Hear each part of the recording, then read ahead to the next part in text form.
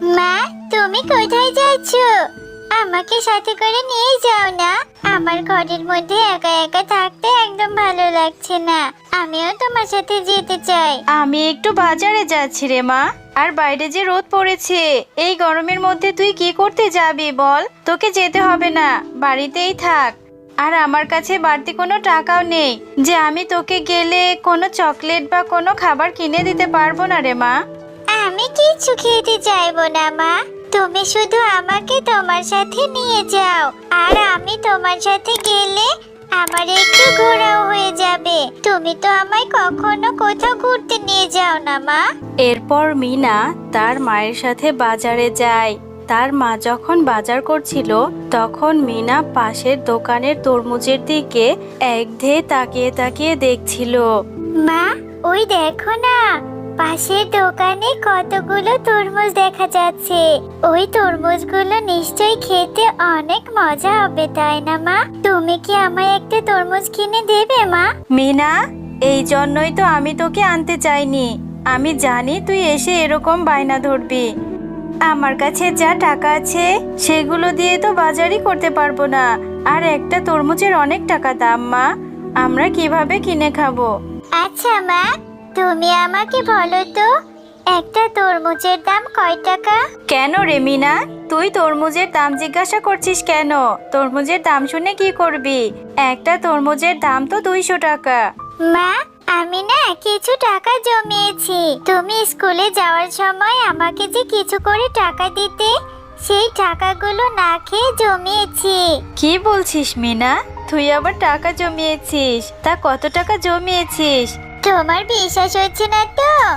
আচ্ছা ঠিক আছে, আমি নিয়ে আসছি, দাঁড়াও, দেখলেই বিশ্বাস করবে। এরপর মিনা তার ঘর থেকে তার জমানো টাকার থলেটা এনে তার মাকে দেয়। এই নাও মা, দেখো তো এখানে কি 200 টাকা আছে নাকি? হ্যাঁ রে মিনা, এখানে তো দেখছি 200 টাকার থেকে অনেক বেশি আছে। এতগুলো টাকা তুই কিভাবে জমালি রে মা? এই টাকাগুলো জমাতে তো তোর অনেক দিন লেগেছে। আচ্ছা মা, তুমি আমার এই জমানো টাকাগুলো দিয়ে বড় একটা তরমুজ এনে দেবে। তারপর আমি মন ভরে অনেক তরমুজ খাবো। আচ্ছা মিনা, ঠিক আছে, আমি আজকেই যাব আর অনেক বড় একটা তরমুজ এনে দেব তোকে। এরপর শেফা শিয়ালিনী তার মেয়ের জমানো টাকাগুলো নিয়ে তরমুজ কেনার জন্য চলে যায়। মামা, তোমার দোকানের সব থেকে বড় তরমুজটা কয় টাকা? আমাকে তোমার দোকানের সব থেকে বড় তরমুজটা দাও দেখিনি। আমার মেয়েটা নিজে টাকা জমিয়েছে তরমুজ খাবে বলে। এরপর শেফা শিয়ালিনী বড় একটা তরমুজ তার মেয়ের জন্য কিনে নিয়ে যায়। আরে ওই তো দেখা যাচ্ছে শেফা শিয়ালিনী বড় একটা তরমুজ নিয়ে আসছে। এত টাকা কোথায় পেলো? কি রে শেফা, এই তরমুজ কোত্থেকে আনলি? আরে বাঘিনী মাম্মি যে, তরমুজটা বাজার থেকে কিনে নিয়ে এলাম, আমার মেয়ে খেতে চেয়েছে তাই। বাহ, কতদিন ধরে একটা তরমুজ খেতে ইচ্ছে করছে। এবার শেফাকে মিথ্যে কথা বলে ওর তরমুজটা আমি নিজেই খাবো। আরে শেফা দাঁড়া, যাচ্ছিস কোথায়? ঠিক তো দিব্যি খেয়ে দে ভালোই আছিস। তোর বৃদ্ধ মাটার কি খোঁজ খবর রাখিস? তোর মা যে খুবই অসুস্থ, তোকে যেতে বলেছে। তোকে নাকি খুব দেখতে ইচ্ছে করেছে। এটা তুমি কি বলছো বাঘিনী মামি? আমার মা অসুস্থ? আমি এক্ষুনি যাচ্ছি, কিন্তু এই তরমুজটা যে আমার মেয়ের কাছে দিতেই হবে। আমার মেয়েটা যে তরমুজ খাওয়ার আশায় বসে আছে। আরে শেফা, তুই এটা নিয়ে চিন্তা করিস না একদম। তুই তরমুজটা আমার বাড়িতে রেখে যা, আমি এক্ষুনি তোর মেয়ের কাছে তরমুজটা পৌঁছে দিয়ে আসবো। তুই তাড়াতাড়ি তোর মায়ের কাছে যা। তুমি খুব ভালো গো বাঘিনী মামি। ঠিক আছে, আমি তোমার এখানে রেখে যাচ্ছি। তুমি আমার মেয়েটাকে তরমুজটা দিয়ে এসো, আর আমি আমার মাকে দেখে আসি। এরপর শেফা শিয়ালিনী তরমুজটি বাঘিনীর বাড়িতে রেখে তার বৃদ্ধ মাকে দেখতে যায়। মা, তুমি কেমন আছো? তোমার শরীরটা ঠিক আছে তো? শুনলাম তুমি নাকি অসুস্থ। বাঘিনী মামি আমাকে বললো, তাই ছুটে চলে এলাম তোমাকে দেখতে। হ্যাঁ রে মা, এসেছিস, ভালো করেছিস। তা আমার দিদি ভাইকে সাথে করে নিয়ে আসতি, আর আমি তো অসুস্থ হইনি, আমার শরীরটা তো ঠিকই আছে। তুমি ঠিক আছো? তুমি অসুস্থ হওনি? তাহলে বাঘিনী মামি আমাকে মিথ্যা কথা কেন বললো? আমার এক্ষুনি বাড়িতে যেতে হবে। আমার মেয়েটাকে আমি একা রেখে এসেছি। আমি তাহলে আজকে যাই মা, অন্য একদিন আসবো। কে বলি না এলি, এক্ষুনি চলে যাবি? একটু জল খাবার তো খেয়ে যা। সাবধানে যাস মা, আবার আসার সময় মিনা দিদি ভাইকে নিয়ে আসবি কিন্তু। তুমি আসতে এত দেরি করলে কেন? আর তুমি না আমার থেকে টাকা নিয়ে গেলে, বললে যে আমার জন্য তরমুজ আনবে। আমার তরমুজ আনোনি? কেন রে মিনা, তুই কি তাহলে তরমুজ খাসনি? আমি যে বাঘিনী মামির কাছে তরমুজ কিনে পাঠিয়ে দিলাম, তাহলে কি বাঘিনী মামি তোকে তরমুজটা দিয়ে যায়নি? কই না তো, আমাকে তো কেউই তরমুজ দিয়ে যায়নি। আমি তো সেই কখন থেকে উঠোনে তোমার জন্য বসে আছি। তুমি তরমুজ আনবে আর আমি খাবো। তাহলে বাঘিনী মামি হয়তো আমাকে মিথ্যে কথা বলে ঠকিয়ে তরমুজটা নিজেরাই খেয়ে নিয়েছে। থাক মা, তুই মন খারাপ করিস না, আমি টাকা জমিয়ে তোকে তরমুজ কিনে দেব। আচ্ছা ঠিক আছে, তরমুজ তো খাওয়াই হলো না। আমি তাহলে মাঠে গিয়ে বন্ধুদের সাথে একটু খেলা করে আসি। ঠিক আছে যা, কিন্তু সন্ধে হওয়ার আগে তাড়াতাড়ি বাড়িতে ফিরে আসবি কিন্তু। নিশমিনা, আজকে না আমি অনেক বড় একটা তরমুজ খেয়েছি। আমার মা আমার জন্য তরমুজ এনেছিল, কি যে মজা লেগেছে। ও, তরমুজ খেয়েছিস? আমারও না তরমুজ খেতে খুব ইচ্ছে করে। এখন তো অনেক দেরি হয়ে যাচ্ছে, চল বাড়িতে চলে যাই।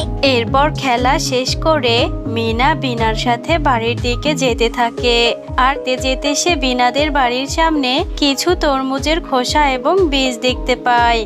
বিনা, তোরা তরমুজ খেয়েছিস আর তরমুজের বীজ আর খোসাগুলো ফেলে রেখেছিস? আমি তাহলে এই বীজগুলো নিয়ে যাই, তারপর বাড়ির উঠোনে লাগিয়ে দেব। অনেক তরমুজ হবে। ঠিক আছে মিনা, তুই এগুলো নিয়ে যা। আর মা এগুলো তো ফেলে দিয়েছিল। এরপর মিনা ফেলে রাখা সেই তরমুজের বীজগুলো উঠিয়ে বাড়িতে নিয়ে যায় আর বাড়িতে গিয়ে তার উঠোনে রোপণ করতে থাকে। আরে মিনা, তুই এগুলো কি রোপণ করলি? আর এগুলো তুই কোথায় পেলি? মা, আমি যখন বিনাদের বাড়ির সামনে দিয়ে বাসায় ফিরছিলাম, তখন আমি ওদের বাড়ির সামনে কিছু তরমুজের খোসা ও বীজ পেয়েছি। আর সেই বীজগুলো বাড়িতে নিয়ে এসে রোপণ করেছি। এর থেকে গাছ হবে, তরমুজ হবে, আর আমি মন ভরে তরমুজ খাবো।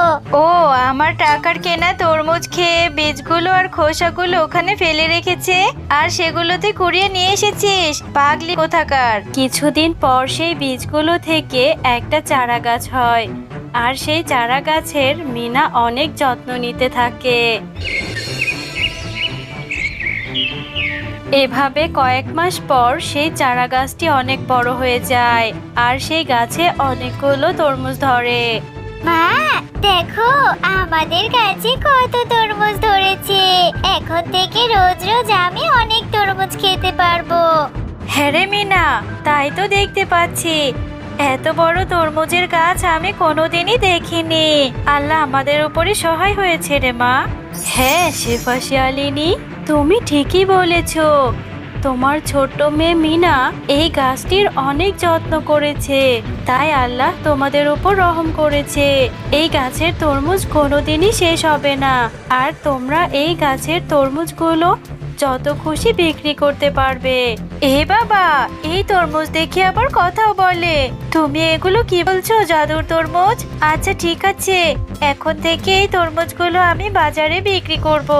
এরপর থেকে শেফা শিয়ালিনী তরমুজগুলো বাজারে বিক্রি করতে থাকে, আর একদিন বাঘিনী এসে সেটা দেখে ফেলে। আরে শেফা, তুই এতগুলো তরমুজ কোথায় পেলি? আবার তরমুজের ব্যবসাও শুরু করেছিস? এরপর শেফা শিয়ালিনী সরল মনে বাঘিনীকে সব কথা খুলে বলে। ও, এই ব্যাপার, মিথ্যে কথা বলার জায়গা পাস না তাই না? এই তরমুজগুলো নিশ্চয়ই চুরি করে এনেছিস। আমিও দেখবো তোর গাছের তরমুজ কেমন। বুঝলি বিনা, মিনাদের বাড়িতে নাকি এক জাদুর তরমুজ গাছ আছে। সেই গাছের তরমুজ নাকি কখনোই শেষ হয় না। আজকে রাতে গিয়ে সব তরমুজগুলো আমি চুরি করে নিয়ে আসবো। মা, তুমি মিনাদের বাড়িতে চুরি করতে যাবে? চুরি করলে যে আল্লাহ শাস্তি দেবে। চুরি করা ভালো কাজ না মা। আরে তুই চুপ কর তো, তুই এগুলোর কে বুঝবি? ছোট বাচ্চা মানুষ, এত বেশি কথা কেন বলিস? ওদের গাছের সব তরমুজ চুরি করে নিয়ে আসবো, দেখবো কি করে তরমুজ বিক্রি করে। পর রাত্রেবেলা মিনাদের গাছের তরমুজ চুরি করতে চলে যায় বাঘিনী। বাঘিনী, তুমি অনেক খারাপ।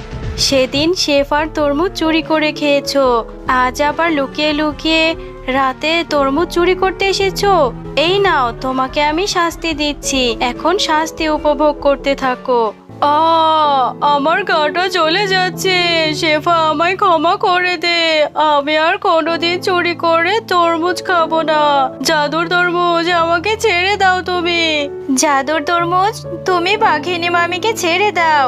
আমি বাঘিনী মামিকে ক্ষমা করে দিয়েছি। তাছাড়া বাঘিনী মামি তো নিজের ভুলটা স্বীকার করেছে। তুমি বাঘিনী মামিকে ছেড়ে দাও প্লিজ। ঠিক আছে, আমি শুধু শেফা শিয়ালিনীর কথা মতো তোমাকে ছেড়ে দিচ্ছি। এই নাও, আর কোনোদিন এরকম চুরি করবে না, তাহলে তোমার জন্য আরো কঠোর শাস্তি হবে।